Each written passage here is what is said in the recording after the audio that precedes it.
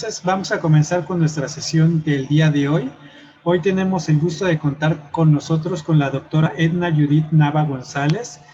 La doctora es profesora titular A y subdirectora general de la Facultad de Salud Pública y Nutrición de la Universidad Autónoma de Nuevo León. También es profesora de posgrado de la Facultad de Enfermería de la Universidad Autónoma de Nuevo León. Es investigadora nacional nivel 1. Es líder del Cuerpo Académico de Nutrición y Alimentación en el Ciclo de la Vida. También es comisionada del Grupo de Campo de Práctica Profesional de Investigación del Colegio Mexicano de Nutriólogos. Es editor responsable de la revista electrónica de Ciencia y Nutrición del Colegio Mexicano de Nutriólogos. Es integrante de la Junta de Honor del Colegio Mexicano de Nutriólogos. También es representante de la región norte del Comité de Nutricionistas FELAMPE, es coordinadora del capítulo México CIENUT, también es Consul at Large México de The Obesity Society, es coordinadora en AP Nutrición y Gastronomía Funcional y es consultora independiente en nutrición y clínica y obesidad. Doctora, es un gusto tenerla con nosotros. Adelante, le cedo la palabra. Muchas gracias, doctor Diego, por la invitación y muy gustoso de estar con ustedes en esta sesión académica de la Asociación de Químicos del Instituto Nacional de Ciencias Médicas y Nutrición Salvador Subirán. Y pues bueno, yo les voy a hablar en esta sesión de este tema que es súper interesante y que nos conviene a todos aprender un poco más sobre lo que se está publicando actualmente, de lo que nos lleva hoy en día a tratar sobre todo a la obesidad, pero lo vamos a ver desde la parte de disfunción del tejido adiposo y cómo podría ser su tratamiento nutricional. Si empezamos a definir la obesidad sabemos que es una enfermedad, está también definida como una masa grasa patológicamente aumentada y que se asocia con mayor riesgo para la salud. Pero la obesidad también es importante recalcar que no solamente está definida por un índice de masa corporal por arriba del rango normal, ya que sabemos que las personas sin obesidad también pueden tener un IMC aumentado, por ejemplo, fisiculturistas o pacientes que tienen también edema o ascitis. Hoy en día vamos a ver este tipo de interpretación, una forma también de clasificación de la Adiposity Based Chronic Disease, también llamada el ABCD, que recientemente se publicó, y nos marcan que sería mucho mejor hablar sobre enfermedad crónica basada en adiposidad, ¿sí? Que es un término diagnóstico para la obesidad que identifica explícitamente una enfermedad crónica. Estamos hablando que es una enfermedad. Y alude a una base fisiopatológica precisa y evita el estigma y también la confusión con el uso y múltiples significados que hemos estado viendo últimamente del término obesidad. Por eso, traducir la adiposidad y el contexto de la carga de enfermedad crónica la vamos a ver en diferentes contextos, ¿sí? Desde el adipocito, sobre todo qué cantidad tenemos de adipocitos, cómo están distribuidos y cuál es la función que tienen, hasta un contexto físico y cultural, el cual pues está rodeado también de lo que involucra un ambiente obesogénico, no solamente en la parte que involucra la biología, sino lo que estamos viviendo alrededor, lo que también nos conlleva la cultura, y a la carga con las etapas que conlleva la propia enfermedad y sus complicaciones a través del tiempo. Eso es lo más importante, hablar de la cronicidad, porque estas complicaciones están basadas en esta adiposidad. Entonces, cuando hablamos de adiposidad, esta se refiere directamente a los adipocitos y al tejido adiposo, por eso es importante hablar que esta cantidad de grasa corporal puede correlacionarse con ciertos criterios de valoración clínicas que son adversas y también a diferentes complicaciones basadas en esta adiposidad, pero no se refleja adecuadamente solo midiendo el IMC. No estoy diciendo que no es útil el IMC. El índice de masa corporal lo tenemos que seguir utilizando, pero no podemos usar solamente ese indicador para poder definirla. Entonces, hablar también de la distribución de la grasa corporal se correlaciona con una fisiopatología relevante, el cual es muy importante recordar la resistencia a la insulina y la inflamación crónica. También hablar de acumulación relativa de grasa en la parte intraabdominal, el depósito intraabdominal y la acumulación de lípidos dentro de los hepatocitos y células musculares es lo que nos está llevando a mayores complicaciones. Y esto está relacionado con la propia resistencia a la insulina, el desarrollo de la diabetes tipo 2 y a la enfermedad cardiovascular. Entonces, hablar de adiposidad, yo puedo medir grasa corporal total desde cantidad de masa grasa en kilogramos o también por porcentaje de grasa. Puedo usar diferentes técnicas de composición corporal. Puedo usar, por ejemplo, pletismografía o también algunos estudios de imágenes. Hablar de la distribución de grasa es dónde se encuentra localizada y una manera muy sencilla de identificarla es midiendo la circunferencia de cintura o también podemos utilizar ciertos estudios de imágenes como tomografía computarizada.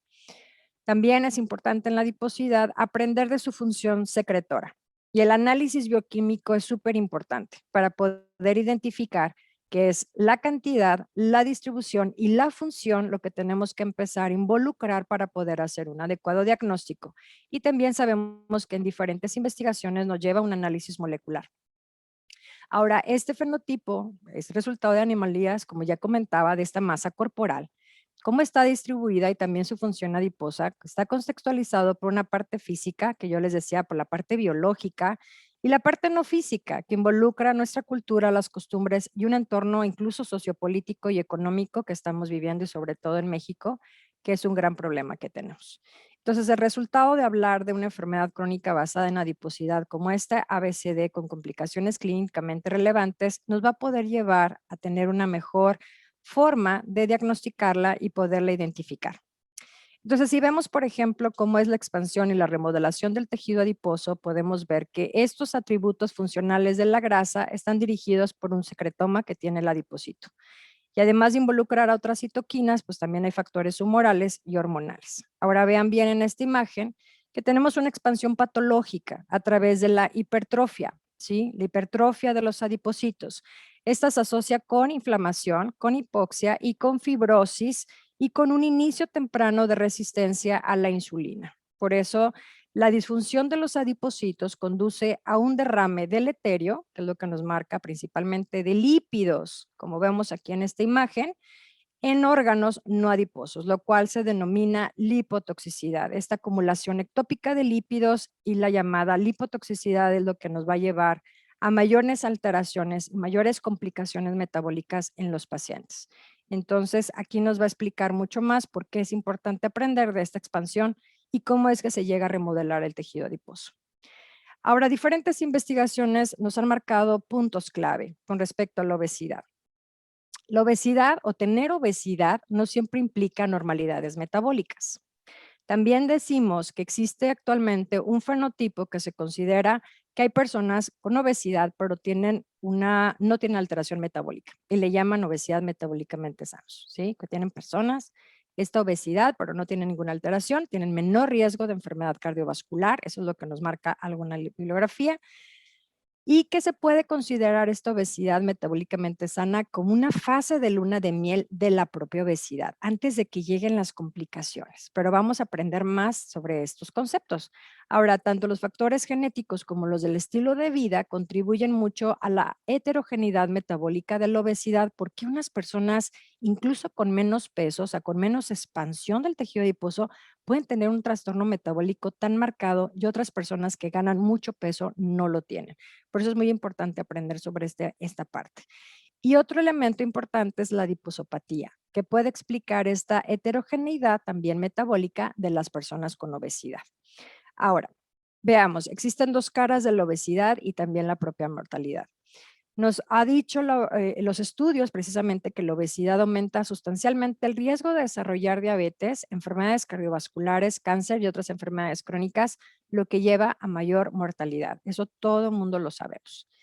Pero actualmente se ha estimado alrededor que el 10% de los adultos en los Estados Unidos que tienen un IMC, por ejemplo, en obesidad y son metabólicamente saludables, pues hay también ese 8% que tienen un IMC normal y no son metabólicamente saludables. Por ejemplo, los vamos a marcar, son estos dos de en medio. Hay esa obesidad marcada por el índice de masa corporal, pero que no tienen ninguna alteración metabólica, pero también existen personas con un IMC normal, pero tienen alteración metabólica y puede representar hasta un 8% de la población. Por eso es muy importante evaluar todo el contexto clínico, bioquímico, nutricional de un paciente, incluyendo la antropometría, la parte de composición corporal, incluso lo dietético para poder llegar a un mejor diagnóstico. Entonces también nos encontramos que hay un 26% de los adultos que tienen un IMC normal y son saludables, pero hay un 21% que tienen ese IMC con obesidad y no son saludables, o sea que tienen ya alteraciones metabólicas que ahorita les voy a explicar cómo lo podemos definir. Ahora, este fenotipo metabólico en obesidad, pues estamos hablando de masa grasa, donde está distribuida esa grasa corporal y la función del tejido adiposo. Entonces, a ver la parte de disfunción es lo que más nos interesa en este momento. ¿Por qué disfunción del tejido adiposo? Porque esta disfunción determina una capacidad de cómo se está expandiendo el tejido adiposo, cómo se empieza a deteriorar, cómo hay esta hipertrofia de adipocitos, cómo empieza a cambiar el metabolismo lipídico alterado y también pues vemos que hay inflamación local. Por lo tanto, hay estudios recientes en humanos que sugieren que esta oxigenación del tejido adiposo puede ser un factor clave. Si hay hipoxia, estamos viendo que hay un problema con respecto a esta funcionalidad. Ahora, existe controversia de que la obesidad metabólicamente saludable puede considerarse realmente saludable. O sea, hay que cuestionarnos todavía, ya que las personas que se consideran que tienen esta obesidad metabólicamente saludable, como quiera, tienen mayor riesgo de enfermedad metabólica, o sea, cardiometabólica, y pueden tener una calidad de vida más baja que las personas de peso normal debido a otras comorbilidades, ¿sí? Y este fenotipo metabólico detallado de las personas con obesidad, pues es un punto que le podremos decir que será invaluable para comprender esta fisiopatología del por qué hay personas que sí tienen trastornos metabólicos y otras personas no. Y es necesario identificar individuos o subgrupos de alto riesgo para la optimización de estrategias para poder prevenir y el tratar estas enfermedades cardiometabólicas. El gran problema que estamos teniendo es que esas personas se nos escapan en la consulta, esas personas se nos escapan al momento que queremos identificar que existe un riesgo y lo que queremos es prevenir que lleguen las complicaciones. Por eso cuando vemos esta imagen y queremos ver las diferencias entre obesidad metabólicamente saludable y metabólicamente no saludable, observen que este subgrupo de individuos que ya comentábamos, que sí tienen obesidad, pero podríamos decir que no hay alteraciones metabólicas, se puede decir que está relativamente protegido contra el desarrollo de enfermedades cardiometabólicas en comparación con la que le considera este fenotipo de obesidad metabólicamente no saludable, que es la que ustedes ven de este lado. Las dos imágenes tienen obesidad, pero vamos a ver esas características. Y también nos dice que las alteraciones en la función del tejido adiposo y la distribución de la grasa corporal son factores clave. O sea, ¿dónde está distribuida esa grasa?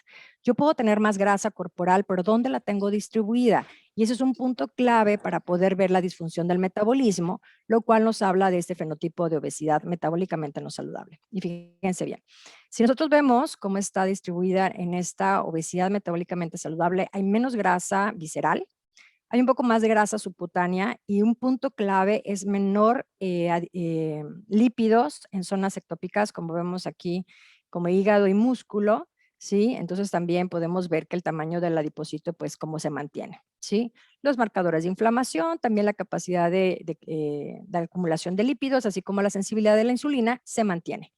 En cambio, este fenotipo de obesidad metabólicamente no saludable, van a ver que hay mayor grasa visceral y un punto también interesante es que es cómo está distribuida la grasa subcutánea, ¿sí? Hay menor grasa subcutánea, pero mayor lipotoxicidad, o sea, mayor cantidad de lípidos, como ya mencionábamos, tanto en hígado como en músculo, por algunos ejemplos, y vemos también pues el tamaño del adipocito es mucho más grande, hay presencia de marcadores de inflamación, menor capacidad de acumulación de lípidos en el tejido adiposo y menor sensibilidad a la insulina. Ahora, las personas con obesidad metabólicamente no saludable se caracterizan por una menor grasa subcutánea.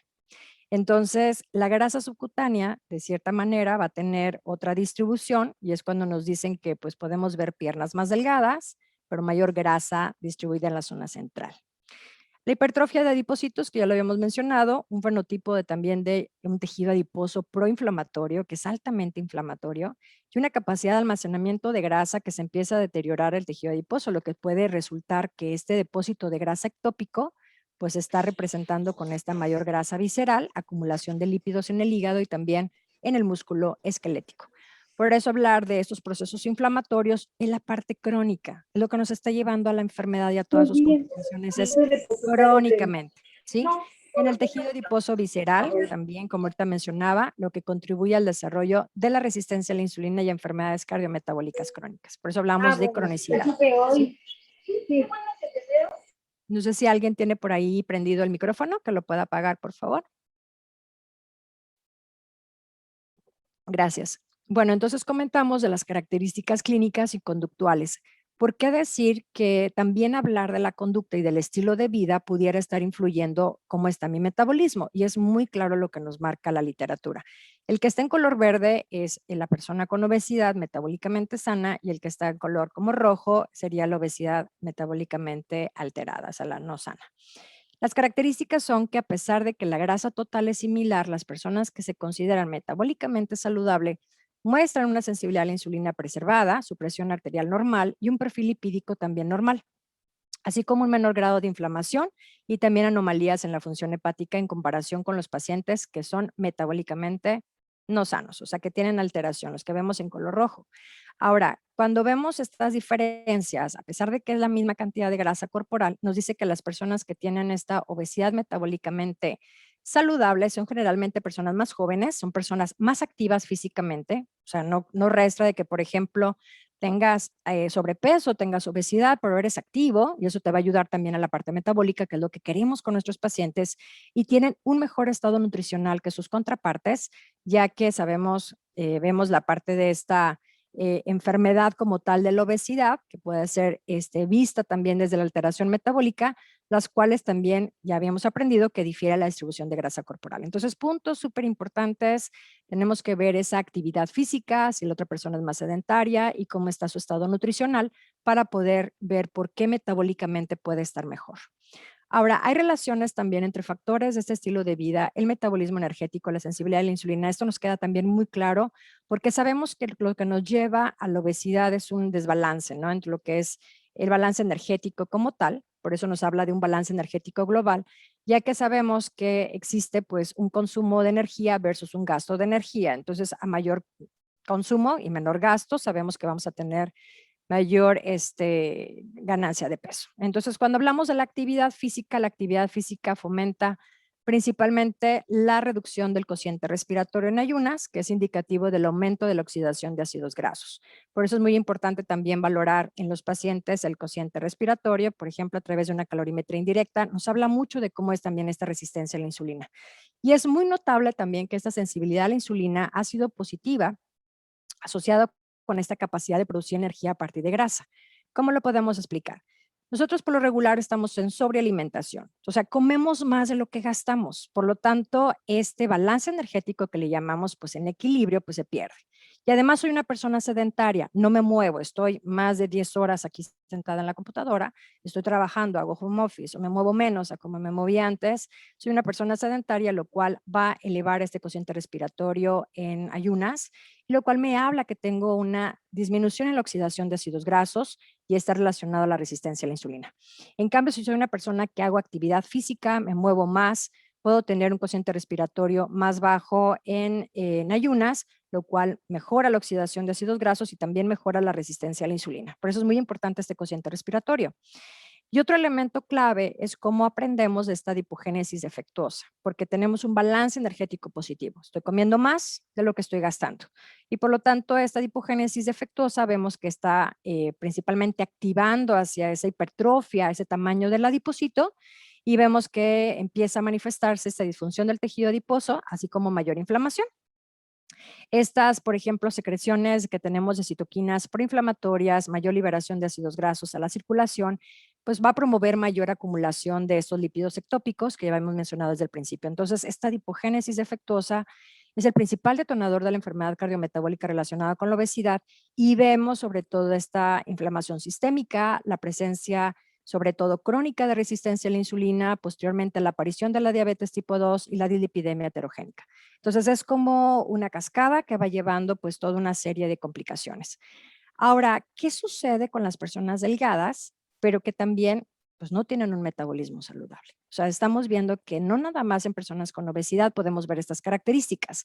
Y es el típico paciente o la típica persona que es delgada, pero tiene también riesgo cardiovascular muy incrementado, presión arterial elevada, tiene, por ejemplo, riesgo a un infarto.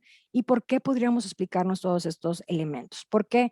Porque en comparación, como ahorita veíamos de la obesidad, a las personas de peso normal y metabólicamente sanas, cuando hablamos de personas con peso normal, pero metabólicamente no sanas, pueden estar representado el 20% de la población adulta de peso normal que actualmente podemos ver y que no nos damos cuenta porque no evaluamos más allá, ¿sí? Tienen un riesgo más de 3 veces de mortalidad por todas las causas y enfermedad cardiovascular, aún tengan peso normal.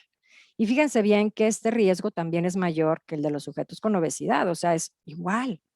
El tener obesidad y aunque yo tenga un metabolismo controlado, es un riesgo. Pero también tener un peso normal, pero tenga alteración metabólica, es un riesgo. Entonces tenemos que empezar a comprender sobre todo todos los elementos que tenemos que estar evaluando para poderlo identificar tempranamente. Se han abordado características que determinan la salud metabólica de estas personas delgadas y con sobrepeso y obesidad. Y lo más interesante es que, como yo les comentaba hace rato de la grasa subcutánea, es que en este estudio que fue publicado en el 2017, mencionan que el bajo porcentaje de masa grasa en las piernas es como un fenotipo característico que indica que hay una expansión alterada del tejido adiposo subcutáneo en la parte inferior del cuerpo y es el determinante más fuerte del riesgo metabólico entre los compartimentos de grasa corporal en estas personas de peso normal, pero no en sujetos con obesidad. O sea, se ve mucho más en aquella persona delgada que tú mides, pero tiene las piernas muy delgadas, ¿sí? Y su grasa distribuida se encuentra principalmente en el tronco. Sobre todo es la que va a tener mayor riesgo metabólico, ¿sí? Porque su grasa visceral es mucho mayor comparada a la que dicen es que soy muy delgado de brazos y soy muy delgado de piernas, pero esa es una grasa subcutánea que de cierta manera es un fenotipo que estamos observando en estas características de alteración metabólica. Pero si yo veo, por ejemplo, la comparación del el peso normal con el persona con obesidad y estos fenotipos como tal y determinantes genéticos, pues vemos que existen muchas variables, ¿sí? Por ejemplo, de estas alteraciones. Podemos ver que se muestran aquí los fenotipos que se asocian a este riesgo metabólico, tanto en personas normales, hablando del peso, así como con obesidad. Y cuando vemos estas flechas, sobre todo, indican esta prevalencia de estos fenotipos, se aumentan o disminuyen la condición metabólicamente no saludable y cómo tiene esta fuerza, sobre todo las relaciones de estos fenotipos con la salud metabólica.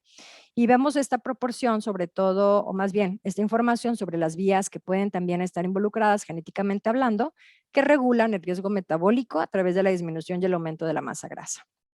Por ejemplo, podemos ver que en ambos, tanto en peso normal como en obesidad, hay una menor cantidad de grasa corporal en las piernas, pero se maneja mucho más frecuente en personas delgadas.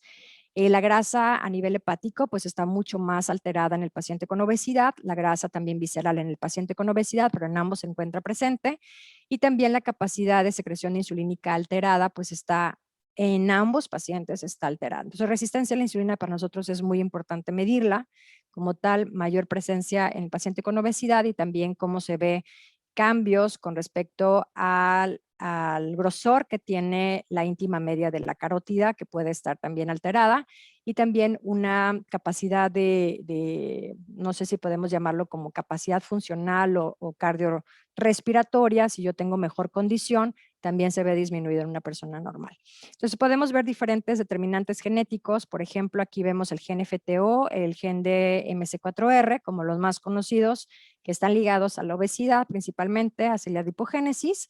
Y aquí podemos ver otros genes que principalmente, pues el gen del IRS1 está mucho más ligado, por ejemplo, hacia el peso normal, con el mayor problema que tenemos hoy en día, que es este eje glucosa-insulina. ¿sí? Hacia la resistencia a insulina, esa parte metabólica que tenemos que estar siempre vigilando con los pacientes, que nos habla mucho de cómo se está manifestando este comportamiento hormonal. Ahora, esta revisión se las quise presentar recientemente, la acaba de presentar un alumno de su trabajo de grado de la Universidad Javeriana en Colombia, el cual fui asesora, y en este caso, cuando lo revisamos, pues vemos que identifica mucho más en la literatura de factores protectores y de riesgo clave que diferencian la obesidad metabólicamente saludable de la no saludable. Si podemos ver, por ejemplo, dónde están guiadas estas cantidades o flechas, pues vemos que hay mayor cantidad de proteína C reactiva, TNF-alfa, interleucinas en la obesidad no saludable, mayor infiltración de macrófagos en el tejido adiposo visceral, mayor en niveles de adiponectina cuando hablamos de la obesidad metabólicamente saludable, como también están cambiando estas vías lipogénicas en el tejido adiposo subcutáneo, ¿sí? En la persona que tiene obesidad metabólicamente saludable, pero cómo cambia incluso el metabolismo de aminoácidos, así como la cantidad de ácido úrico en plasma en personas que tienen obesidad no saludable. La iricina también como una molécula muy importante que está involucrada en la parte metabólica, y la relación también de ácidos grasos, tanto eicosapentanoico como el ácido araquidónico, lo podemos ver como aquellos factores moleculares diferenciales expresados en individuos con obesidad metabólicamente saludable o con obesidad no saludable. Entonces, todas estas complejas contribuciones de la angiogénesis, la inflamación, la fibrosis, la expansión del tejido adiposo saludable y no saludable, es este proceso de expansión como tal que puede ser saludable, donde se hace una suficiente angiogénesis, donde hay un remodelamiento organizado de la matriz extracelular, y si hay inflamación, el cuerpo tiene la capacidad para resolverla. El problema es cuando empieza a haber una expansión que no está bien diseñada, que no tiene una adecuada angiogénesis, que se empieza a producir fibrosis, empieza a tener mayor presencia de estos macrófagos proinflamatorios, y existe esta inflamación, no puede ser resuelta. Y esta inflamación continua es crónica y se vuelve lo que nos lleva a esta adiposopatía, ¿sí? A este gran problema. Por lo tanto, no necesariamente vamos a evaluar la acumulación, decir cuánta grasa tiene, sino cómo está funcionando y dónde está distribuida. Ya que hablar de esta grasa subcutánea es muy diferente cómo se comporta, ¿sí? Podemos ver también mayor presencia de macrófagos del tipo M2, que tiene una mayor expresión hacia adipoquinas antiinflamatorias y que nos protege de la inflamación, de la diabetes y la enfermedad cardiovascular. El gran problema que también nos marca es ese tejido adiposo patológico con mayor presencia de grasa visceral, el cual está en mayor cantidad, por ejemplo, macrófagos del tipo M1 que están expresando adipoquinas proinflamatorias, lo cual también nos está llevando a la presencia de diabetes, enfermedad cardiovascular, así como el síndrome metabólico. Entonces, no solamente medir función, la acumulación, perdón, sino medir función. Y yo agregaría distribución de grasa corporal. Ahora, hablar de la disfunción metabólica es a través del tiempo, ¿sí? El gran problema es que cuando nosotros tenemos adipocitos funcionales, no hay fibrosis, están predominantemente estos macrófagos del tipo M2, yo empiezo a aumentar de peso o tengo obesidad incluso desde que soy niño o tengo obesidad desde adulto. ¿Cuánto tiempo llevo teniendo esa cantidad de grasa corporal? Que eso con una sobrealimentación o esta ingesta calórica crónica nos está llevando pues a estos procesos. Entonces empieza el crecimiento de adipocitos, la presencia de fibrosis en tejido, el incremento de la síntesis de matriz extracelular y la conversión de macrófagos empieza a existir. Y esos macrófagos, vemos con esta cronicidad de la obesidad, pues se mantiene esta hipertrofia, la hipoxia, muerte celular, la síntesis de la matriz extracelular muy alterada y sobre todo la inflexibilidad del tejido, y vemos principalmente esta predominancia de los macrófagos del tipo M1 que secretan en mayor proporción TNF-alfa e interleucina 6. Por eso hablar de la disfunción metabólica me lleva a esta adipogénesis alterada, a mayor cantidad de colesterol, la deposición ectópica de lípidos, pero principalmente la conexión que sabemos que es la resistencia a la insulina. La resistencia a la insulina se encuentra en la intersección de esta adiposidad anormal y la disglucemia, lo cual los roles intermedios de la resistencia a la insulina y el síndrome metabólico, la enfermedad crónica de base cardiometabólica no estamos hablando incluso ahorita de un paciente con diabetes. Estamos hablando de una persona que tiene una expansión de tejido adiposo anormal y que me está llevando a esta resistencia a la insulina crónica, lo cual esta adiposidad anormal con esta resistencia a la insulina, yo puedo encontrarme una euglucemia, pero está presente una hiperinsulinemia. Y esa está en conjunto con la adiposidad anormal, lo cual me está llevando a una oxidación de sustratos alterado, nos lleva a lípidos ectópicos, nos lleva a disfunción del endotelio, también diferentes tipo de ateromas, así como el estrés oxidativo y a la inflamación. Y entonces empezamos a ver todas las características clínicas con el síndrome metabólico, donde ya empieza a aparecer esta hiperglucemia, la hipertensión, la dislipidemia, la presencia de la adiposidad anormal, la resistencia a la insulina y otros factores de riesgo que persisten, lo cual me va a llevar a estas complicaciones de la diabetes, de la enfermedad cardiovascular con el tiempo. Por eso es muy importante ver cuál es esta conexión de resistencia a la insulina en la intersección de esta enfermedad basada en adiposidad y en la enfermedad ahora llamada también enfermedad crónica basada en la disglucemia. Por eso tener, por ejemplo, todas estas evaluaciones que hacemos genéticas, bueno, cómo están sus antecedentes serofamiliares, del ambiente, del conducta, de comportamiento, es el estado de riesgo que yo quiero identificar con el paciente. Y el estado 2 de preenfermedad, ver cómo se encuentra esta overweight, o decir, ya tengo exceso de grasa, una distribución anormal, que ahorita les decía dónde se encuentra localizada esa grasa, y una función anormal, lo cual me lleva al estado número 3, que es la enfermedad propiamente, donde ya utilizamos los puntos de corte clínicos para poder definir que tiene obesidad. También podemos usar composición corporal o vemos incluso nuestros 3 bioquímicos que están más allá del punto de corte normal. Posteriormente me lleva a las complicaciones cardiometabólicas bioquímicas o biomecánicas que están involucrados, como vemos aquí en esta flecha, con la resistencia a la insulina, daño macrovascular, microvascular, y pues bueno, encontramos hoy en día el diagnóstico prediabetes y la diabetes tipo 2. Entonces, realmente son involucraciones importantes que tenemos que estar revisando y hay diferentes factores protectores identificados, lo cual, además de lo que ya les había mencionado, podemos identificar claramente en nuestra consulta. Por ejemplo, de los tipos de obesidad, si yo tengo a la metabólicamente saludable, le voy a poner así como entre comillas, hay mayor grasa periférica que visceral, tiene menores concentraciones de PCR, la sensibilidad a la insulina, si hablamos de su perfil metabólico, se encuentra estable, la glucosa también, y así la insulina está baja en ayunas, vemos triglicéridos también bajos y el HDL está más alto. Y el perfil hormonal podemos suponer que hay mejores niveles de adiponectina porque los valores de adiponectina disminuyen cuando hay mayor grasa visceral. Por eso nos habla de que cuando hay menor grasa visceral podemos tener mejores niveles de adiponectina. El gran problema es la obesidad metabólicamente no sana, hay mayor grasa visceral, tenemos mayores concentraciones de PCR, TNF-alfa, interleucina 6, interleucina 8, resistencia a la insulina presente, niveles elevados de ácidos grasos libres en vena porta, hipertrigliceridemia y el LDL elevado, así como también niveles de adiponectina disminuidos. Ahora, aquí hay una propuesta de una definición de esta obesidad metabólicamente saludable y la no saludable, lo cual nos lleva a que hay diferentes puntos, sí hay muchas recomendaciones discutidas y que una persona se clasificaría con esta obesidad metabólicamente sana, porque ya tiene un IMC arriba de 30 kilogramos por metro cuadrado, además de cumplir ninguno de los criterios que están aquí, ¿verdad? Que no tiene triglicéridos altos, las lipoproteínas de alta densidad no están reducidas, están bien, su presión arterial está bien y su glucosa está bien.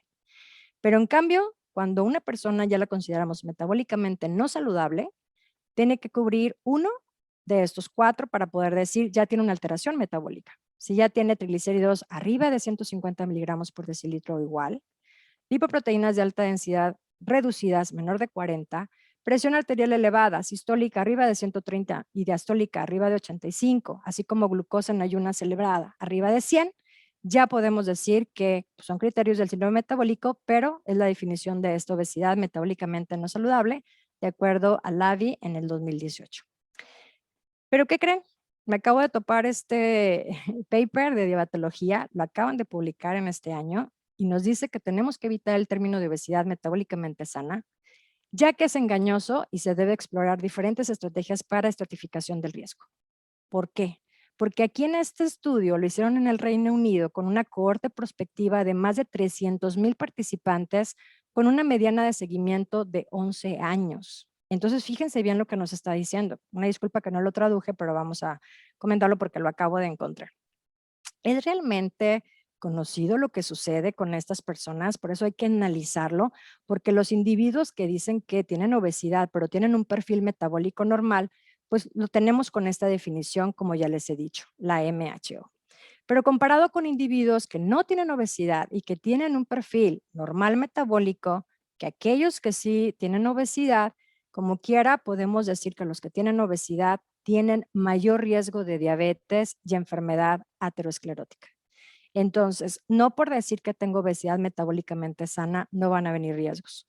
Pero ¿cuál es la pregunta? Nos dice que estas personas que tienen esta obesidad metabólicamente sana, como quiera, tienen mayor riesgo de otros resultados relacionados a la obesidad, como falla del corazón y también enfermedades respiratorias. Por eso los nuevos hallazgos nos dicen, como nos estamos llevando a través del tiempo, aquí nos está diciendo, es una mediana de seguimiento de más de 10 años, compararon a aquellas personas que tenían estas alteraciones, o no que no tenían alteraciones metabólicas, sino que eran metabólicamente sanas, que no tenían obesidad, comparadas a las que sí tenían obesidad, pero ven la incidencia de diabetes, ven las incidencias de enfermedad cardíaca, de enfermedad también respiratoria, y obviamente pues van a tener un riesgo como quiera presente. ¿Sí? Por eso, a través de estos estudios podemos aprender que sí es importante utilizar los diferentes conceptos, pero poder aprender qué pasa a través del tiempo. Por ejemplo, aquí lo ven, incluso que cuál es el impacto clínico, en la práctica clínica de todo esto a nivel futuro, que principalmente nuestro manejo de peso es súper importante, sobre todo composición corporal, para poder ubicar que cualquier persona que tenga obesidad la tenemos que tratar y sobre todo tratar para que tenga menos riesgo, porque a lo largo del tiempo, yo les decía en una de las diapositivas, es una fase de luna de miel.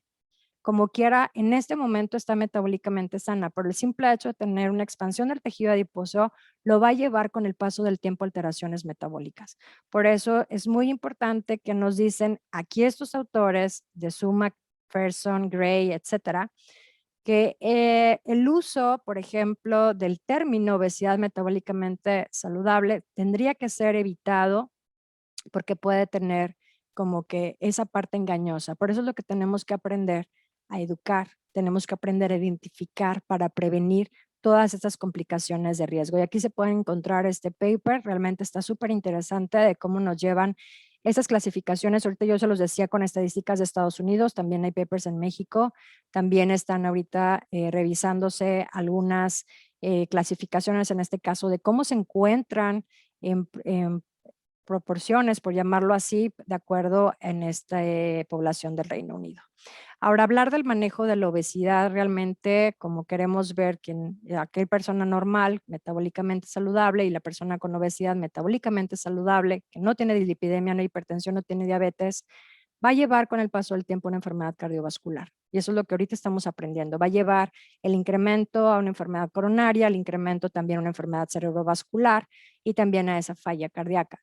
Y entonces cuando empezamos a ver toda lo que está centrado en el manejo de la obesidad, desde aspectos patofisiológicos, psicosociales, así como también llevarnos a los factores, sobre todo mecanísticos que tenemos que trabajar, está en el enfoque, lo que hemos aprendido todos, bueno, las calorías en la dieta, qué pasa con los hidratos de carbono, qué pasa con los azúcares añadidos y también con sus actividad física, tanto comportamientos sedentarios como actividad física. Y podemos ver en la prevención y tratamiento algunos componentes y también lo que es promoción a la salud, que mucho nos falta, sobre todo en educación en nuestra población. Por eso me voy a enfatizar la siguiente parte para comentarles algunas relevancias que hay, sobre todo, y discusiones con el tratamiento de la misma. Hablar de efectos terapéuticos de la obesidad tiene fases. No se puede trabajar en una misma fase, sino que nos marca que existe la parte de la prevención donde nos vamos a enfocar más a esta alimentación saludable de acuerdo a los requerimientos individuales. En la parte de la terapia, como tal, ante la pérdida de peso, la prioridad es la restricción energética y la parte de mantenimiento y la prevención secundaria, donde queremos seguir manifestando educación sobre alimentación saludable, patrones dietéticos saludables de acuerdo a los requerimientos individuales, un entrenamiento de conducta, así como una modificación del estilo de vida. Quien no trabaje con estos elementos no va a tener un éxito en el tratamiento. El éxito no es bajar de peso, el éxito es el mantenimiento del peso perdido. Por eso es muy importante hablar que todos estos principios terapéuticos de reducción del mantenimiento nos va a llevar a ese balance energético negativo como primer plano. Pero cuando llevamos un balance energético equilibrado y la composición nutricional es un punto clave que todas las directrices nutricionales nos los van a decir, porque no está basado en un porcentaje de adecuación como tal o de equilibrio para cada uno de los macronutrientes, está basado en la calidad, en la calidad. Por lo tanto, no se esperan conceptos nutricionales que hay definidos para una pérdida de peso exitosa, pero lo que necesitamos es una estabilización de peso a largo plazo. Entonces, lo que vamos a indicar, sobre todo para la terapia de obesidad específica, es que están marcados dependiendo los puntos de corte de IMC, así nos lo marcan las guías, y que todavía estas pautas pues, se pueden cuestionar, ¿no? Porque hay muchos hallazgos sobre esta fisiopatología, los factores de riesgo que son sobre todo que tenemos que individualizar para poder llevar al tratamiento. Y dependiendo también de la edad de una persona, hablar de un índice de masa corporal no siempre es un factor de riesgo porque sabemos que hay mayores de edad que tengan, por ejemplo, un IMC entre 25 y 27 puede ser un efecto protector que decir que tengan menos de un IMC de 25. Y aún más importante es que el concepto de obesidad sana, pues sabremos que también es todavía cuestionable, sobre todo las cuestiones de llevarlo a corto y a largo plazo y sobre todo pues tendremos que estar enfatizando los riesgos cardiometabólicos que tenga una persona, sobre todo con respecto a la deposición también de grasa ectópica en los órganos internos. Los objetivos de la terapia es que se reduzca el peso corporal a largo plazo, ¿sí? Sobre todo queremos riesgo de mortalidad prematura. Lo que tenemos que estar manifestando es mejorar la calidad de vida de una persona, pero se requiere un cambio de comportamiento, no es nada más realizar una dieta, que tenemos que elegir objetivos de la terapia para que esto quede mucho más claro y todavía tenemos mucha controversia al respecto, porque bajar de peso no es el único punto final concebible. Tenemos que vigilar la parte del estilo de vida, vigilar, por ejemplo, no el peso, sino ver la cantidad de grasa que yo quiero empezar a trabajar, sobre todo de pérdida y parámetros de riesgo metabólico. Tengo que empezar a evaluar calidad de vida, el bienestar general del paciente para poder ver mejores resultados. Y el peso corporal, pues sabemos que lo podemos medir sin gran esfuerzo, pero sigue siendo un parámetro no del todo confiable porque yo tengo que seguir trabajando en preservar la masa muscular, que es un punto muy importante para esta función metabólica. Entonces, hablar de principios de terapia, la fase uno yo les decía, balance energético negativo, pero es un tiempo limitado, ¿sí? ¿En qué periodo? ¿Cuáles son mis objetivos? Hay muchísimas, por ejemplo, guías que nos marcan que empecemos a reducir cantidades calóricas. Y en la fase 2 del gasto energético, como yo les decía, en la parte de mantenimiento tenemos que estabilizar logros. Pero mucho de las metas se sabe que cuando tú pierdes del 5 al 10% del peso corporal, masa corporal, empezamos a ver unos beneficios metabólicos muy importantes. Pero si entre yo tengo más peso, por ejemplo, de un IMC de 35 a 40, hay que empezar con metas del 10 al 20% de reducción de peso y un IMC arriba de 40, de un 20 a un 30% de reducción de peso. Entonces hay que ver expectativas y sobre todo, ¿qué consideras de los pacientes que muy pobremente a veces lo vemos? Motivación, tiempo, participación financiera, todo esto es un elemento de planeación. Entonces necesitamos movernos más, aumentar el gasto de energía, hacer más ejercicio, hacer más actividades de termogénesis, por ejemplo, de actividad sin ejercicio, que es estarme moviendo, levantarme de mi silla, así como todos los momentos que estamos trabajando, darnos un tiempo para podernos parar y movernos, porque es algo muy importante, de lo cual nos está llevando a las enfermedades estar más tiempo sentados. Mayor TMR es mayor masa muscular, tenemos que mover nuestro cuerpo. Reducir el consumo energético, sí es importante. No hay pérdida de peso si no hay reducción energética. Entonces, por eso es muy importante seleccionar alimentos, sobre todo que le cause más hambre al paciente, que haya modificación del comportamiento y como decíamos, del parte 3, el estilo de vida como tal, que involucra sus cambios desde el estudio del sueño, de poder manejar el estrés, de poder cambiar sus hábitos de alimentación, poder modificar uno que otro. No podemos a lo mejor modificar todos al mismo tiempo, pero también es importante la actividad física y otros elementos que incluyen el fumar y el tomar alcohol en exceso. Entonces, involucra terapia conductual y de consejería, cambios sociales y hasta la terapia familiar. Y los 7 puntos de la terapia nutricional: hábitos alimentarios practicables a largo plazo, estilo de vida. Si no lo marcamos, no hay un éxito, ¿sí? Porque yo puedo hacer cualquier tipo de dieta o puedo dejar de comer, pero no me va a garantizar un éxito a largo plazo. Todo lo que hagamos de dieta es un éxito a corto plazo. Por eso es muy importante evaluar la historia nutricional de un paciente, vigilar que haya una alimentación, una nutrición equilibrada y sobre todo aquellos, por ejemplo, sustratos energéticos que más cambian con los tratamientos es la grasa y los hidratos de carbono, porque eso es lo que se debe de modificar en lugar de una reducción global de todos los nutrientes. Es algo que se me hace muy interesante porque si hablamos de la parte metabólica, sabemos de la importancia que son estos dos al momento de hacer las dietas. Y por ejemplo, en los puntos, y aquí es donde viene ya la controversia, la pregunta frecuente, ¿qué es preferente? ¿Prefiere una dieta baja en grasa o una dieta baja en hidratos de carbono? Y en diferentes estudios individuales sugieren que es mucho mejor bajo en hidratos de carbono que bajo en grasas en términos de pérdida de peso, porque involucra la reducción de la resistencia a la insulina y mejora la calidad de vida, porque yo les acabo de decir todos los conceptos que se deben a este sistema de recompensa central y a los efectos de la glucosa e insulina, y por eso el principio de bajo en hidratos de carbono, bajo en grasas, pues se vincula a la estrategia que haya mayor contenido de proteínas, pero sobre todo porque van a satisfacer el hambre, proteína de origen vegetal, proteína de origen animal, y por el contrario, todo lo que sabemos azúcares, alcohol, nos provoca hambre y por lo tanto se debe de evitar especialmente. Entonces vamos a hablar de algunos ejemplos muy rápido ya para concluir, sobre todo saber que esos hidratos de carbono son muy importantes, pero difieren en la composición. ¿Por qué? Porque hablar de hidratos de carbono con su restricción y los marcadores de riesgo cardiometabólico, vemos que aquí se hicieron diferentes estudios experimentales, hay 37 ensayos en humanos que clasificaron dietas moderadas a bajas, que son del 45 al 40% de hidratos de carbono, bajas en hidratos de carbono van del 40 al 30 y las de muy bajo contenido de hidratos de carbono, que aquí entran las dietas cetogénicas, es menor al 30 a 3%. Entonces, si vemos todas estas dietas bajas en hidratos de carbono, mencionan que todas reducen sin diferencias estadísticamente significativas entre los tres grupos. Todos van a bajar los cambios metabólicos, pero cuando le damos, por ejemplo, hay más altas concentraciones de LDL con dietas muy, muy bajas en hidratos de carbono, porque sabemos que al mayor disminución de hidratos de carbono vas a aumentar las grasas. Entonces, podemos encontrar disminuciones de triglicéridos, también podemos ver que se vio, por ejemplo, más en dietas bajas y muy bajas. Y también sabemos que esta sustitución que ya les comentaba, muchas veces lo hacemos con ácidos grasos saturados, porque a veces ciertas dietas aumentan colesterol total, LDL e incluso el HDL. Por eso sabemos que a excepción del LDL y los triglicéridos, los efectos no estaban relacionados con el grado de restricción de hidratos de carbono. O sea, si yo puedo hacer una dieta moderada en hidratos de carbono del 45 al 40%, yo voy a ver buenos resultados. Entonces no me tengo que ir a una dieta muy extrema con respecto a muy bajo contenido de hidratos de carbono, pero es donde tenemos que analizar el paciente y por qué lo podemos recomendar o no.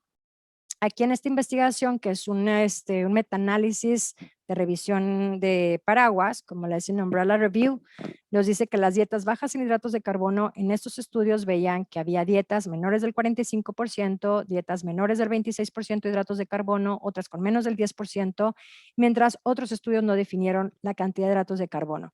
Cuando hacen esta revisión general, encontraron en este metaanálisis para las dietas bajas en hidratos de carbono variaban entre 50 gramos y 130 gramos por día, o que variaban de un 26 a un 45% de energía los hidratos de carbono. Pero si vemos, por ejemplo, la evidencia, realmente la evidencia que es mucho más fuerte es la que está en color verde. Y la evidencia más fuerte es un patrón dietético mediterráneo para la glucosa y una dieta low carb para la insulina. Sí, que eso es lo que se encontró principalmente. Y acá, por ejemplo, viendo otros parámetros como el peso, el índice de masa corporal, los triglicéridos, LDL, HDL y como tal, veían principalmente que el modelo mediterráneo era la que tenía mejor efecto, por ejemplo, para el control del peso. Entonces, hay esos 80 artículos que se examinaron de acuerdo a la mayor cantidad de dietas, principalmente veían que los bajos en hidratos de carbono era la que tenía mayor cantidad de comparaciones en esos ensayos clínicos. Entonces, ¿qué pasa hoy en día con la dieta keto? Es eso no indicada para este tipo de prevención cardiometabólica. Y esta dieta, por ejemplo, esto se publicó en la revista Science, nos dice que la dieta keto puede tener más beneficios cuando las personas tienen problemas en el metabolismo de hidratos de carbono, pero que lo ideal es que se sustituyan las grasas saturadas por insaturadas y que se eliminen grasas trans e hidratos de carbono procesados. O sea que tenemos que valorar muy bien si el paciente o no es candidato, porque entraría una dieta muy baja en hidratos de carbono, pero están en la literatura y les voy a hablar, por ejemplo, cuáles serían las que están, por ejemplo, demostradas comparativamente de low carb, high fat diet, cuando tratamos pacientes con obesidad, con diabetes y con enfermedad cardiovascular. O sea, hay diferentes revisiones sistemáticas, lo cual nos concluyen que restringir los hidratos de carbono es mucho mejor que las dietas bajas en grasa en la pérdida de peso a corto y mediano plazo. Si yo tengo personas con sensibilidad a la insulina, responden de manera similar en dietas bajas en grasas e hidratos de carbono. Entonces, cuando se empiezan a evaluar, estas personas con resistencia a la insulina, intolerancia a la glucosa, hipersecreción de insulina, pues pierden más peso con la dieta baja en hidratos de carbono y con más grasas. Como quiera, no es tanta grasa, es como aproximadamente el 30% de la energía. Aquí, por ejemplo, en Italia, donde hacen la prueba de pacientes con diabetes tipo 2, su dieta alta en grasa, si fue mayor al 30%, fue más del 40%, pero era grasa monoinsaturada, lo cual disminuyó la grasa significativamente a nivel hepático, más que con la dieta low fat, que representaba menos del 30%, con más fibra. Entonces veían, por ejemplo, también en Israel, que los pacientes que tenían el grupo de la dieta baja en hidratos de carbono, donde estaba la grasa aproximadamente en un 40% de la energía, sí perdían más peso, mejoraba el colesterol HDL y los triglicéridos que aquellos del grupo de la dieta baja en grasa. Por eso hablar de low carb diet son aquellas dietas que tienen una cantidad, por ejemplo, de energía de hidratos de carbono menos del 45%. Y estas dietas se han vuelto populares porque pierdes mucho más rápidamente el peso, pero sobre todo hay otras guías y más dietas que también se tienen todavía bien clasificadas, que hay cantidades de hidratos de carbono que pueden apoyar incluso a la dieta cetogénica cuando utilizan menos de 50 gramos de hidratos de carbono. En mi particular visión como nutrióloga, yo me iría con hidratos de carbono suficientes por el contenido de fibra y la mejora que debe tener el paciente también por su salud metabólica. Por eso el estudio de corte prospectivo durante 25 años, aquí ellos estudiaron principalmente que hay mortalidad mayor cuando hay dietas más altas en proteínas y grasas en origen animal. Hoy en día vemos las dietas de que le llaman plant-based diet, que son más proteínas de origen vegetal, porque se sabe que las tasas de mortalidad más baja entre las personas que consumen dietas low carb principalmente van a ser dietas con proteínas y grasas de origen vegetal. Por eso la fuente del alimento es un papel más importante en esta modificación de un vínculo entre la ingesta de hidratos de carbono y la mortalidad. Le tenemos miedo a los hidratos de carbono, pero realmente el gran problema es la calidad de los hidratos de carbono que estamos comiendo. No seleccionamos los verdaderos hidratos de carbono que me proporcionan esa fibra y que desde el intestino van a generar una respuesta metabólica muy importante que comunica con el hígado, con el músculo, con el tejido adiposo, etcétera. Por eso hablar de las estrategias como nuevas recomendaciones involucra no solamente reducir energía, sino a valorar la composición que tiene la dieta, alta en proteína, dieta baja en azúcares, preferir ácidos grasos poliinsaturados y mono, evitar saturados y tal vez ver o no la utilización de probióticos, tener patrones dietéticos saludables. Tenemos el Mediterráneo, aquí en México tenemos el de la milpa, hacer mayor movimiento al día, el efecto NEAT, entrenamiento de fuerza, se recomienda mínimo 2 veces a la semana de hacer ejercicios de fuerza y que no nos dé miedo de que nos vamos a poner mayor volumen, eso no es verdad. Y dormir de 6 a 8 horas en 24 horas es muy importante para que haya mejor establecimiento de procesos de reparación celular y sobre todo de modulación de inflamación. Modulaciones en el entorno social, sobre todo cuestiones de fumar, el consumo excesivo de alcohol es un punto muy importante, el pesaje regular y la consejería nutricional. Y por último, me gustaría reflexionar que todo esto que estamos aprendiendo sobre la etiología, la patogénesis de la obesidad implica cambios en el estilo de vida, el impacto negativo de la acumulación de grasa y está influenciado en gran medida de factores genéticos, epigenéticos y metabólicos, y que todas las complicaciones clínicas pues involucran potencialmente a nuestros órganos y sistemas, con un papel relevante en la resistencia a la insulina. No hemos quitado el dedo del renglón, que eso es lo que más debemos de trabajar, sobre todo el impacto cardiometabólico que esta tiene. La disfunción del tejido adiposo y las consecuencias del subgrupo de estas personas que desarrollan inflamación crónica subclínica son detalles básicos que debemos identificar y no solo los indicadores propiamente metabólicos. Hay mucho más que tenemos que analizar y dejemos de ver a la obesidad solo como acumulación de grasa corporal en exceso y revisemos también la función metabólica, el sistema inmunológico para la identificación temprana de alteraciones inmunometabólicas.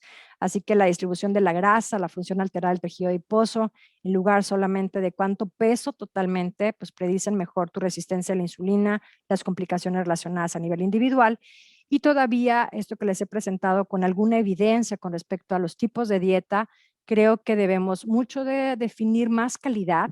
Patrones dietéticos saludables es todavía mucho más superior y sabemos que la adherencia es un punto básico para poder definir el éxito. Por eso, mejorar la composición dietética, lograr los máximos beneficios en el control del peso, el control glucémico y esos factores de riesgo cardiovascular que se van acumulando a través del tiempo.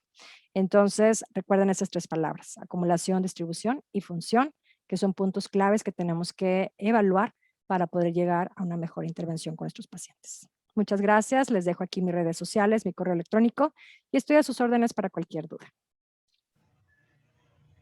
Sí, Edna, muchas gracias. Tenemos algunas preguntas. Tenemos, ¿por qué se debe sustituir la grasa saturada por insaturados? Sabemos que la grasa saturada, cuando la consumimos en mayor cantidad, no nos permite tener una mayor, ¿cómo les puedo decir la palabra? A nivel molecular, nos hace como si fuera menos flexible la membrana celular, sobre todo cuando comemos grasa tipo trans. Y la grasa saturada también nos pierde un poquito el equilibrio. Por eso las mismas guías nos marcan que estemos utilizando más grasas del tipo polimonounsaturadas para poder mejorar la respuesta de comunicación a nivel de receptores y que haya mejor flexibilidad de membrana. A nivel de membrana celular es muy importante el equilibrio de los ácidos grasos.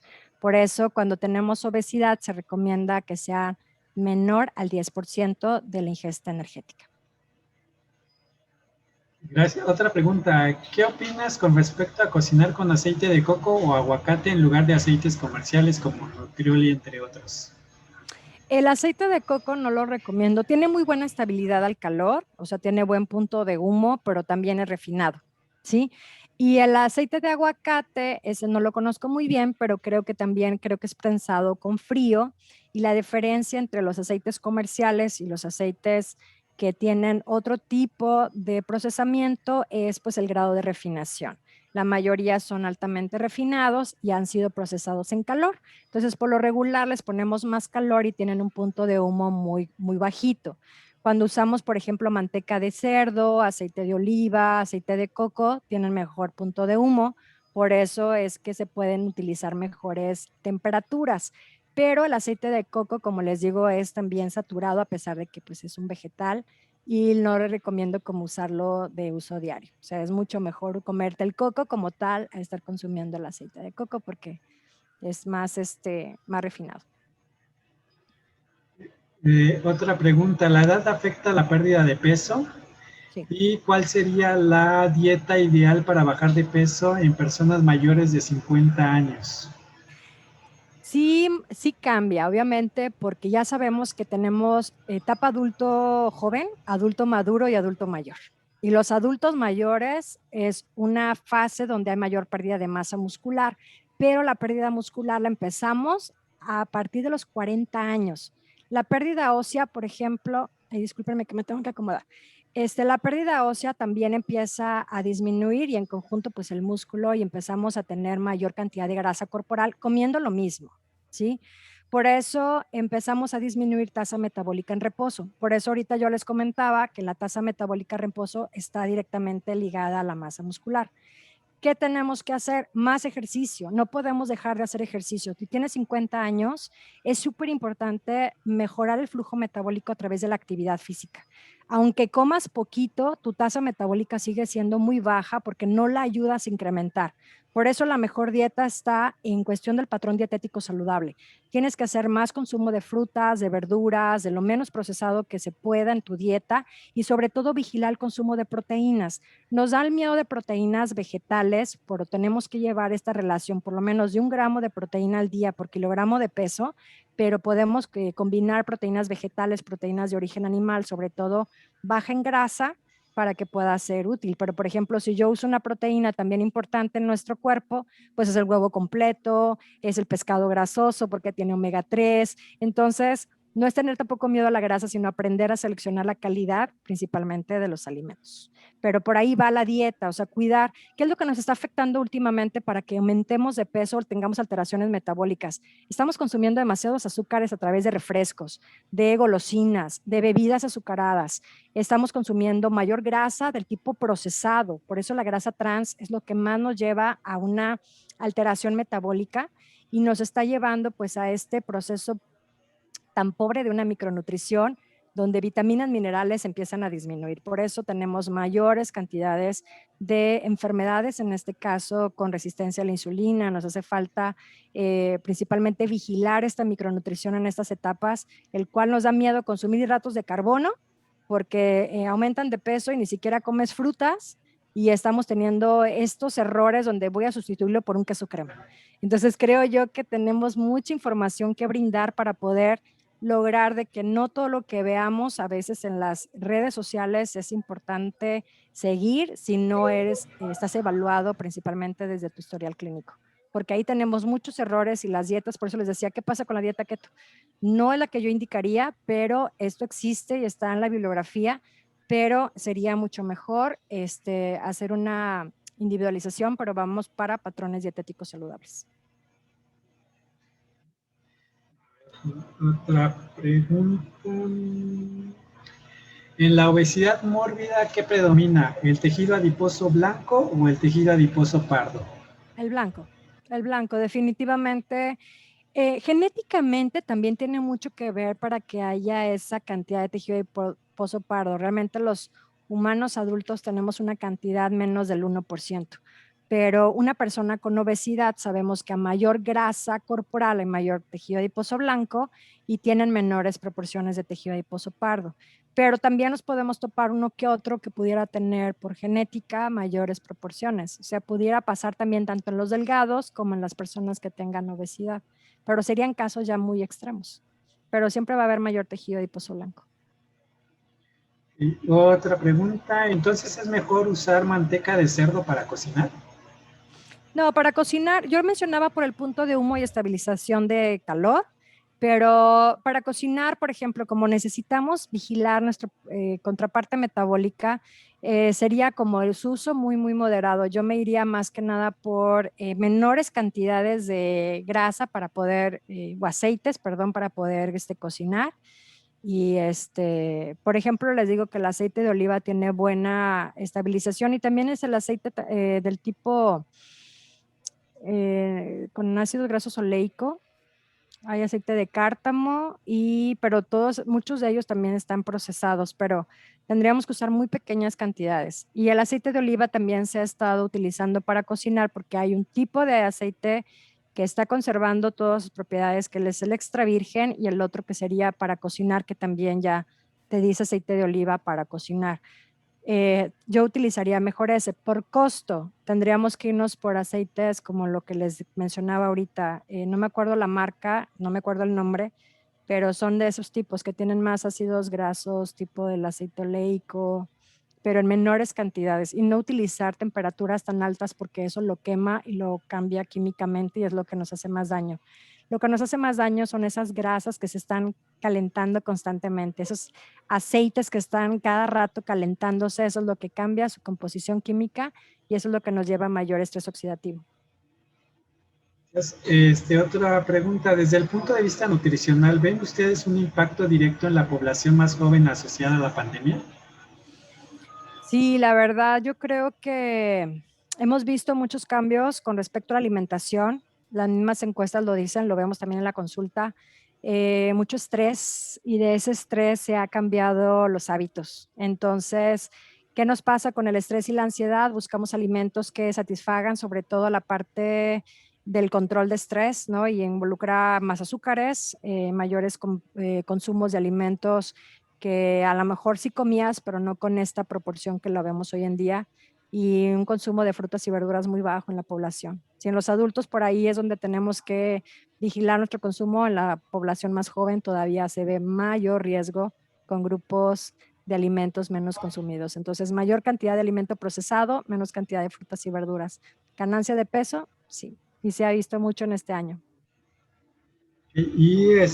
Otra pregunta más, ¿dónde está? Ah, ¿sabes si hay estudios con respecto a jugadores de fútbol americano o luchadores de sumo? ¿Qué les pasa en cuestiones metabólicas? Sí, tiene que haber estudios, no los sigo como tal porque eso sería más a nivel deportivo, pero lo más seguro es que hay cambios.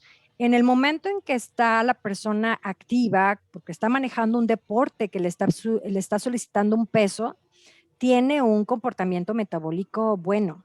Pero si te has fijado, esos deportistas cuando dejan el deporte del 100% y siguen manteniendo esa ingesta que tenían cuando lo utilizaban para el deporte, cambian metabólicamente, cambian en general todos estos aspectos que sí los lleva pues a complicaciones. Cuando yo me quedé en la etapa en cuando fui atleta y dejé de hacer ejercicio, fui deportista, creo que por ahí es donde nos falla mucho y también la parte educativa, donde yo me he centrado más, como yo trabajo mucho con enfermedad metabólica, pues yo digo, la educación está que aunque tú hagas un deporte, debemos de vigilar, que sí son importantes los azúcares y todo, pero una cosa son los azúcares que son refinados y otra cosa son los azúcares que yo me encuentro en la alimentación propiamente para poder llevar a cabo el deporte.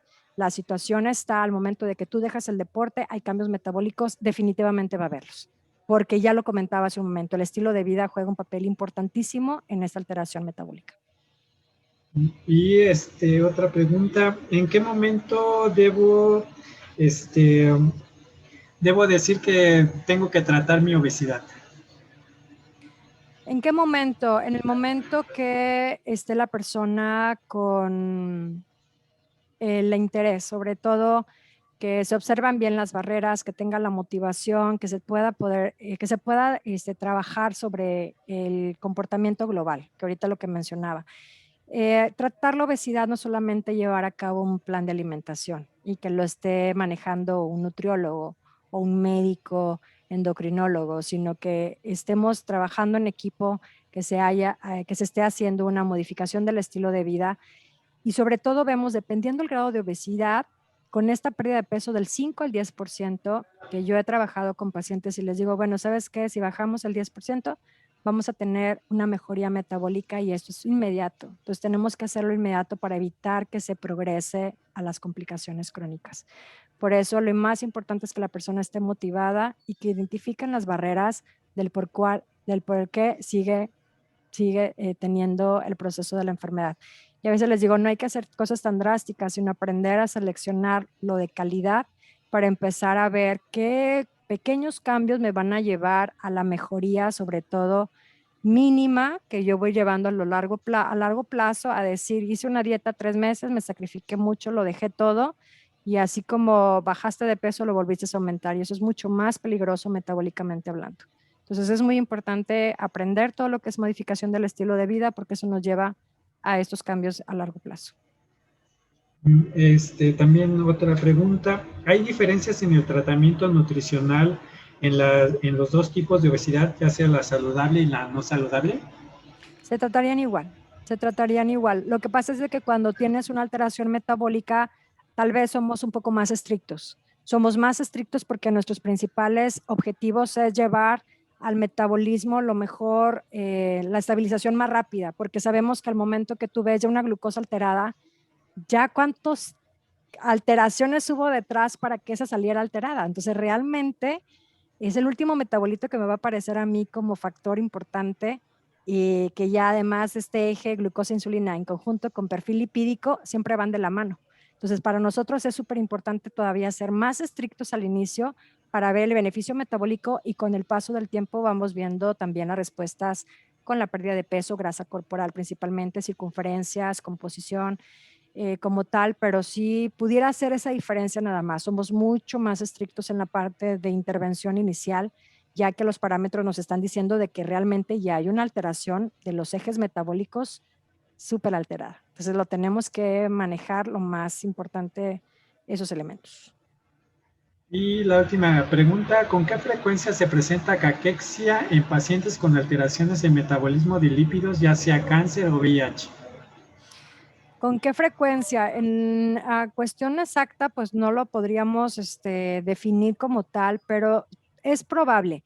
Cuando el paciente ya tiene como tal, imagínate, un tiempo atrás que no hace ejercicio, que no cuida su alimentación y además tiene ya una enfermedad que también lo lleva a la cronicidad, eso en conjunto con los tratamientos como tal, los inmunosupresores, los tratamientos oncológicos, van a llevarle con mayor aceleramiento, ¿no? A que haya esta pérdida muscular tan importante, esta desnutrición que nos lleva a la caquexia. El gran problema es hoy en día cuando identificamos que hay estos lípidos infiltrados en el músculo. A mayor lipotoxicidad, aunque seas una persona delgada, te lleva a mayor problema metabólico, incluso cuando ya está cursando otra enfermedad. Entonces, imagínate que hay esta mioesteatosis, que así se le llama, que está generando mayor inflamación y además el paciente ya trae estas enfermedades, pues más los va a llevar directamente a esta caquexia. Bueno, muchas gracias. Digo, si tienen algunas más preguntas, se pueden comunicar contigo, ¿verdad, Edna?